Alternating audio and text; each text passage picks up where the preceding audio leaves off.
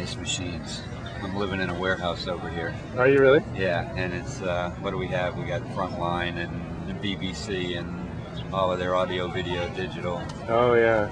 editing stuff going now. So It's getting smaller and better all the time. It's beautiful. It's beautiful. Hi. This is Donna. Hi, how do you do? Nice to meet you. And you are Blue. Blue? Blue. Yeah, this is the Blue Puppet Theater here.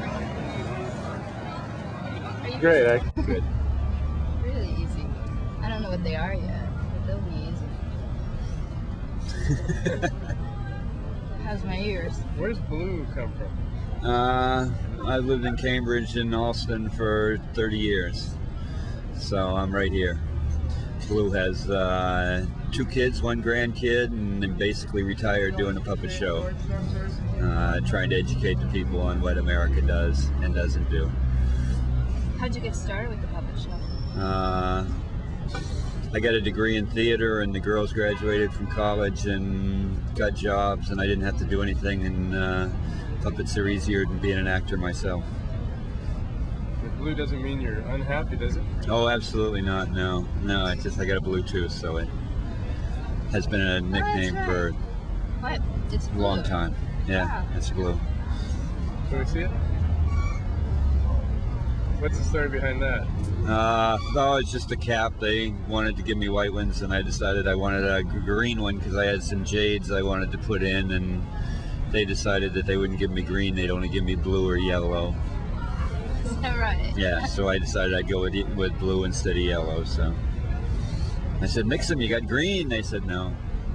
You know, laboratories. So that's where blue is coming from. All right. The political message in the puppet show. Could you talk to me a little bit about that? Basically, it's put your money where your mind is. We've been lobbying the government, and the lobbyists take our money and give it to the government. The CEOs of all the corporations take our money and give it to the government. Business gives our money to the government. $50,000 a day for every senator and congressman that they're in office, just so they can get reelected. And basically what I try to point out is that you can buy your own puppet government. Why do we have to have a business buy a government for us when we could buy it ourselves?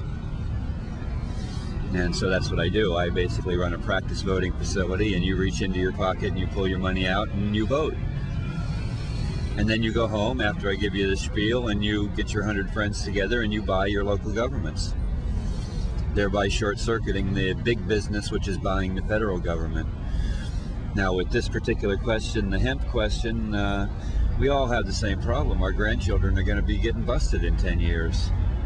And I'm a little bit upset that my children are getting busted because we didn't realize, well, big business is paying the government to keep hemp illegal so they can make more money on their oil and trees and all of this other stuff, where we could be putting our money up instead of giving it to big business, allow ourselves to buy our local government so our children aren't being arrested for something that we were arrested for 30 years ago and felt bad about. How do most people react to it? This poll ends up, it is about 99-1 for legalization of hemp. All of it. That's another question is, what do you need to get by? What do I need to get by? I get by on about $200 a week right now. I generally find warehouses and cheap living spaces. It's very difficult in Cambridge right now, but over the last 6 years, I've managed to find space that I can live and be close to work here. So it's about $200 a week I need.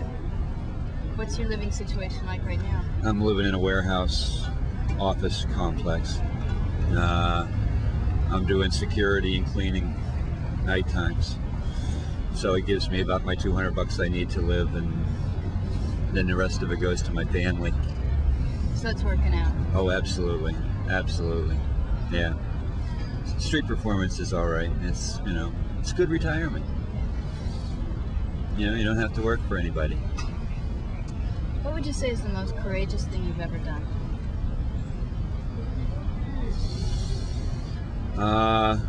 Have kids.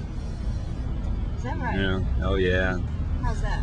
That's probably the biggest responsibility one takes on in a lifetime. Just I got two people that I have to make sure they come out all right. And if they don't, I'm gonna not be a success, you know. So that was my success, raising two kids so that they could take care of themselves. And they're doing well? They're doing well, yes. I got a 5-year-old granddaughter, and both daughters have jobs. Absolutely. Good going, Dad. Yeah, I'm very proud of myself. I like it. And when I came to this, I said, well, girls, I'm not going to have any money anymore. You know, so you're taking care of yourselves. If you need something small, let me know. And so far, they haven't come to me asking for anything, so I haven't had to go back to work yet. What were you doing before when you just needed?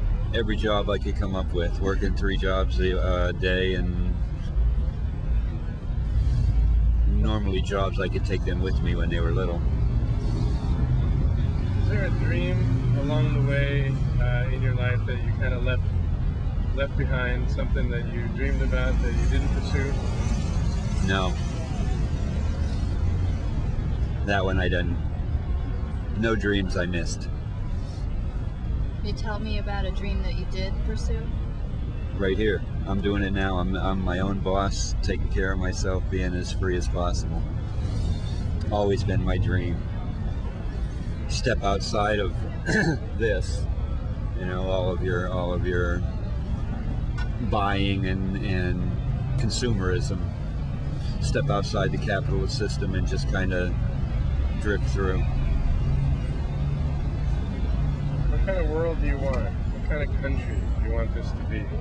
This one? Yeah? I really don't have a want or desire for this country. I don't think that countries are really important that way. We live in a global society and always have.